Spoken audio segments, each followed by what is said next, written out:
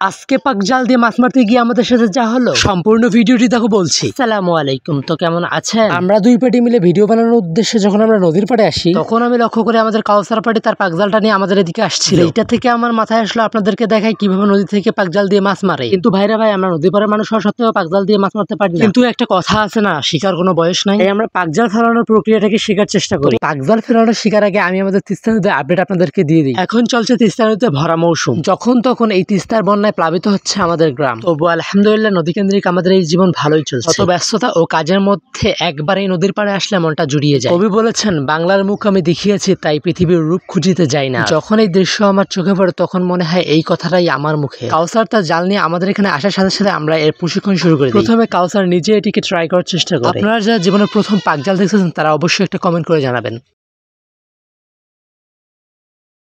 তো সে সর্বপ্রথম বিসমিল্লাহ বলে দেয় পাকজালটি ভিকিয়ে অর্থাৎ ছড়িয়ে। কিন্তু সে এই টেকনিকটা বুঝতে পারে নাই, তাই আমাদের মধ্যে একজন দক্ষকে এই কাজে লাগিয়ে দিই। আমাদের মধ্যে ইয়াকুব পার্টি পাকজাল ভিকাইতে পারে, আর তার পাকজাল বিজ্ঞান দেখে আমরা এই পাকজাল বিজ্ঞানটাকে শিখতে শুরু করি। ইয়াকুব পার্টির এই পাকজাল বিজ্ঞানের টেকনিকে ফলো করে কাউসার পার্টি এটি সর্বপ্রথম ট্রাই করার চেষ্টা করে। পাকজাল ফেলা হচ্ছে একটা টেকনিক যেটা সহজেই আয়ত্ত করা যায়, কিন্তু একজন প্রশিক্ষক লাগে। আলহামদুলিল্লাহ আমাদের কাছে তো একজন প্রশিক্ষক আসছে, সেটা হচ্ছে ইয়াকুব। সে আমাদের ভুলগুলোকে আমাদের কাছে দেখিয়ে দিচ্ছিল, আপনারা হয়তো ভিডিওতে দেখতেই পাইতেছেন।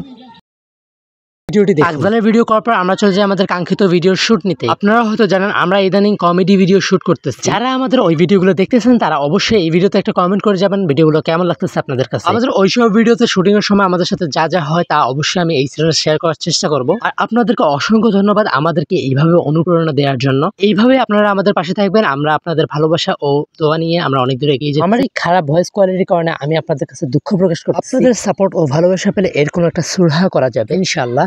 নদী পাড়ের মানুষের জীবনটা একবার দেখুন। এই যে বাড়িগুলো দেখতে পাইতেছেন এগুলো নদীর কত কাছে। সামনের 50 থেকে নদী পাড়ের মানুষ জীবনের ছোট্ট একটা অংশ আপনাদের সামনে তুলে ধরবো।